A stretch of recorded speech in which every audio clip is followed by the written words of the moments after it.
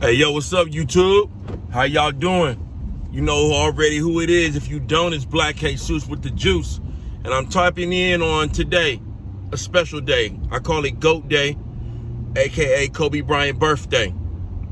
Now, before we go there, he ain't the GOAT. It's subjective. And write it in the comments who you feel is your GOAT and why. But I feel like Kobe is the GOAT because in both eras, the physical era and the finesse era, he was in both, and he was great in both of those eras. He was compared to Mike, but he also was his own man. And with that, I said it's only right to do a Kobe Bryant story about how I met Kobe Bryant the first time. And maybe 15 to 20 odd years later, when we met again, he remembered our conversation. Before you go any further, please like and subscribe. Also, at the end of this video, I'd appreciate if you would make a comment.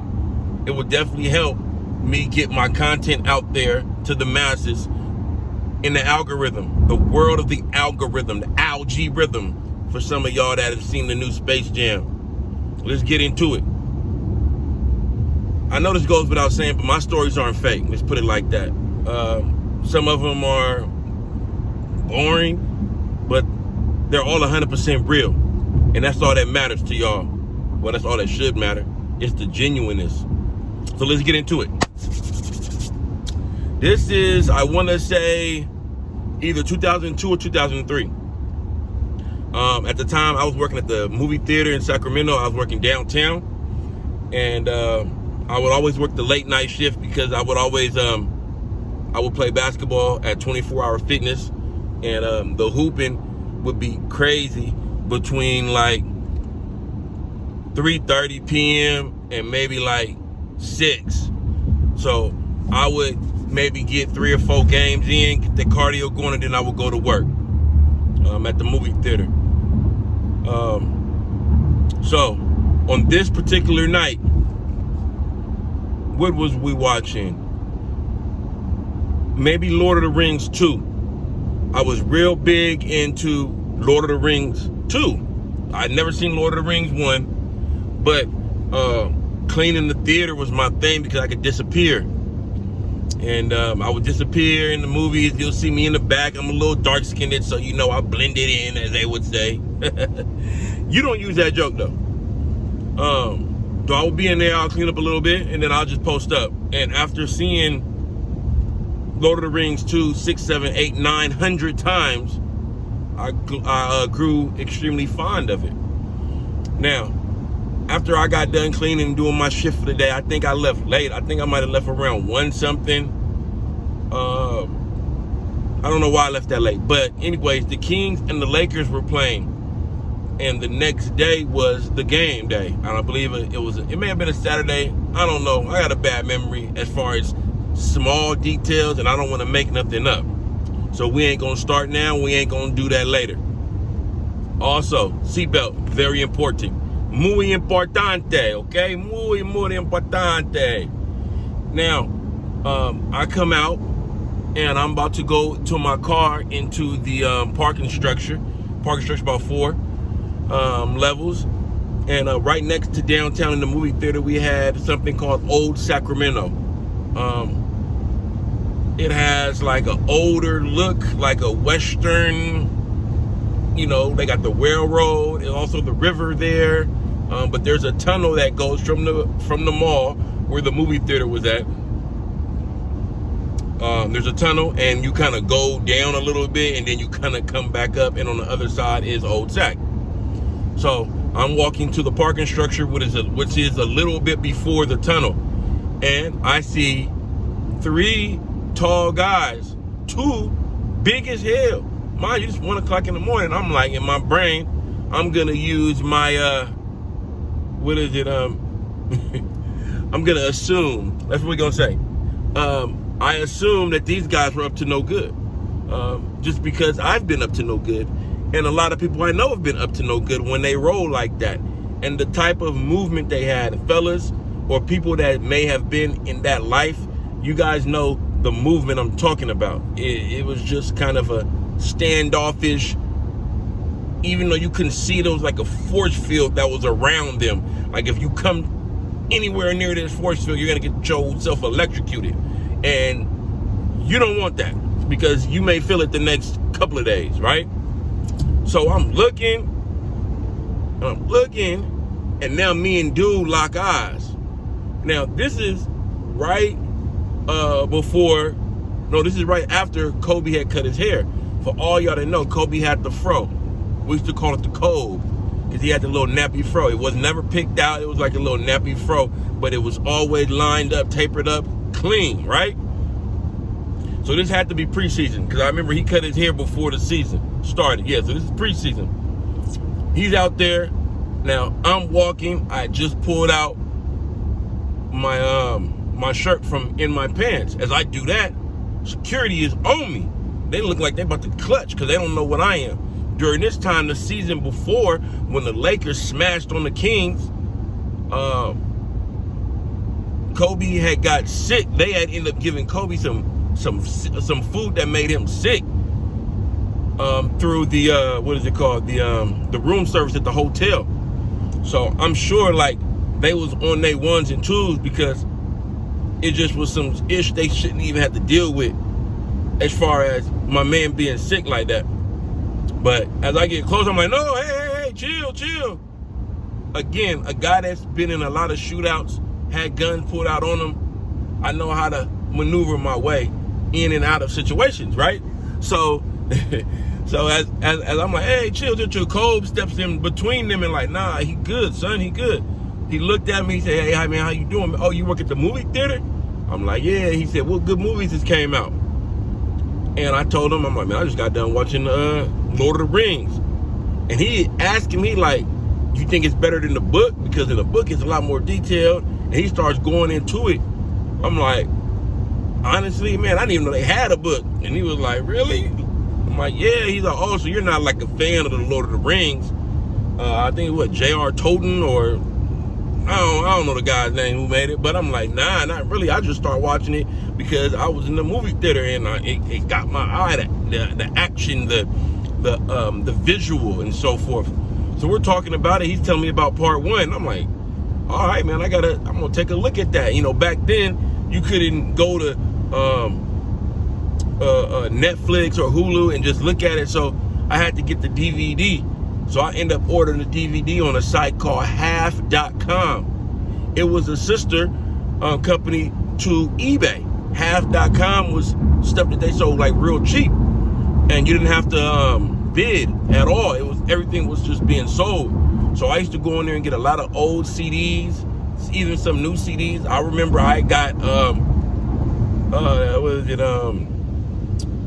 was NWA, not the first one or the second one. It was it 100 miles and running, maybe?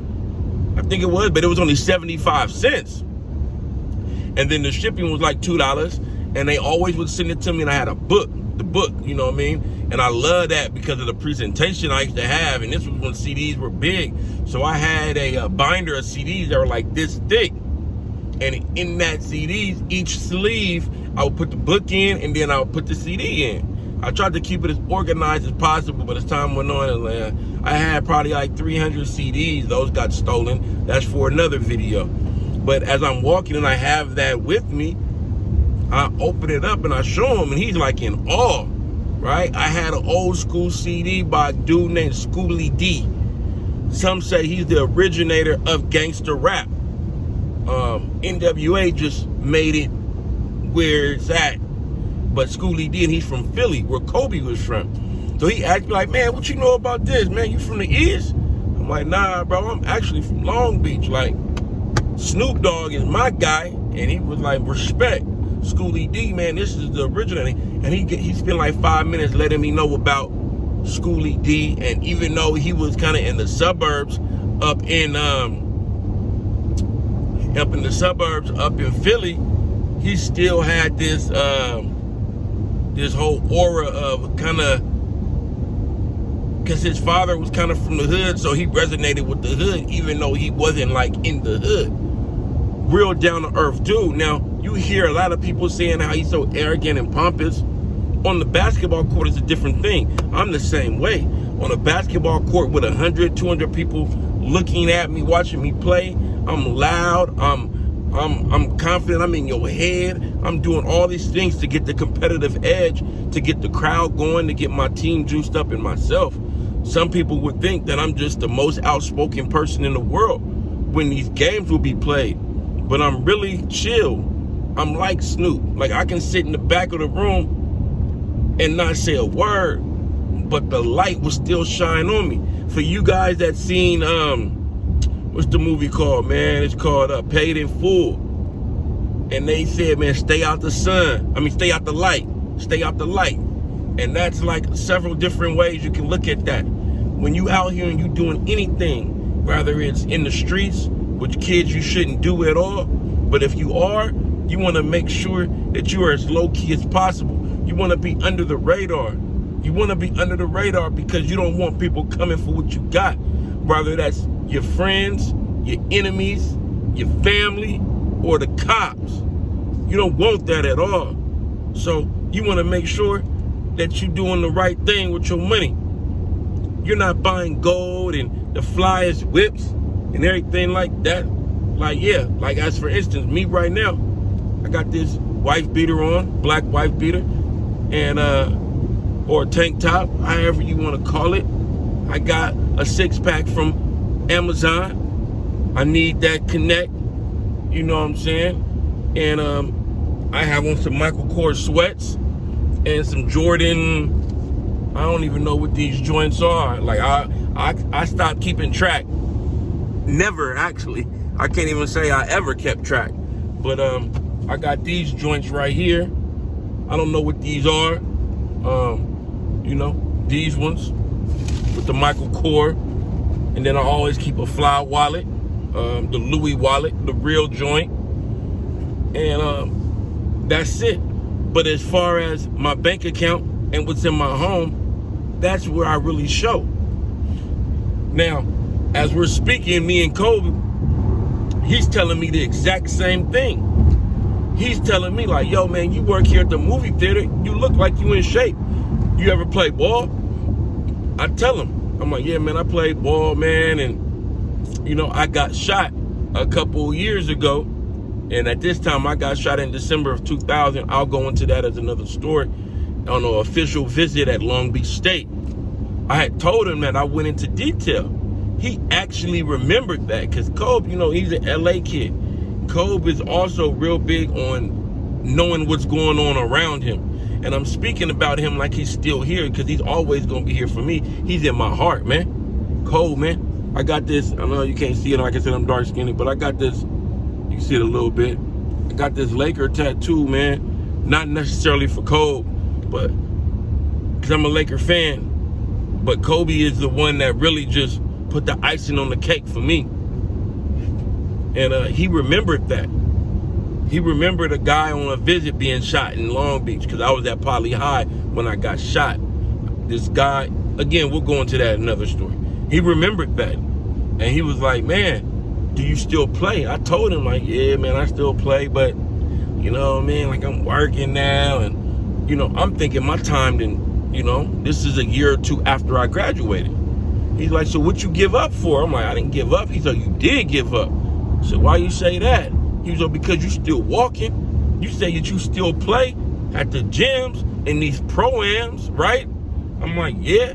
So you gave up. I mean, you can still play. All you got to do is get in shape. I'm like, okay, man, I appreciate the words of encouragement. We did that. We shot the shit a little bit about music and, you know what I mean? We spoke about hoops and basketball and stuff like that.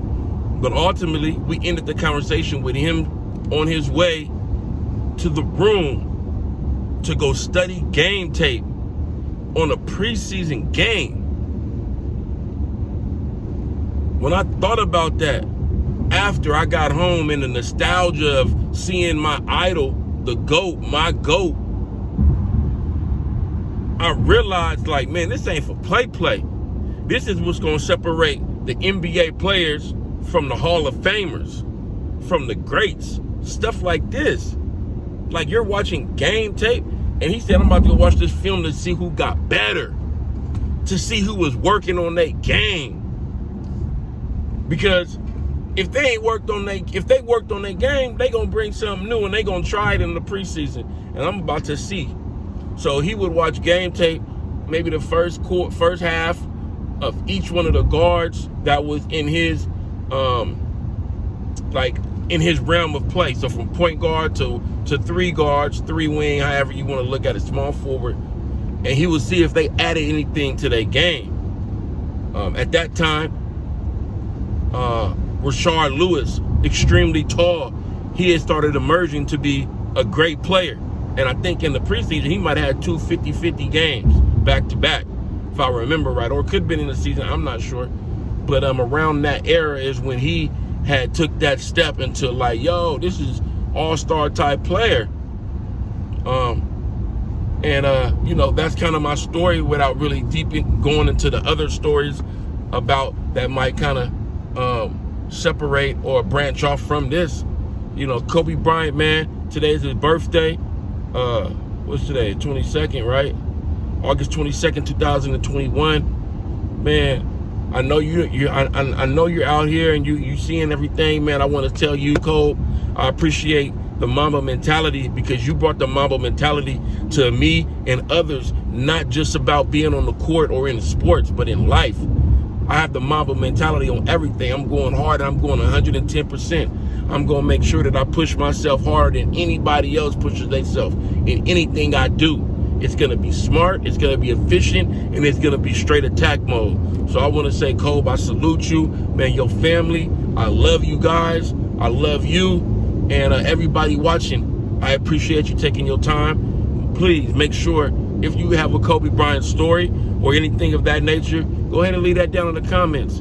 Let's go ahead and celebrate life, celebrate what Kobe has brought to the table, whether you feel like it was good or bad. This brother really inspired a lot of people. He inspired me, and he probably inspired you.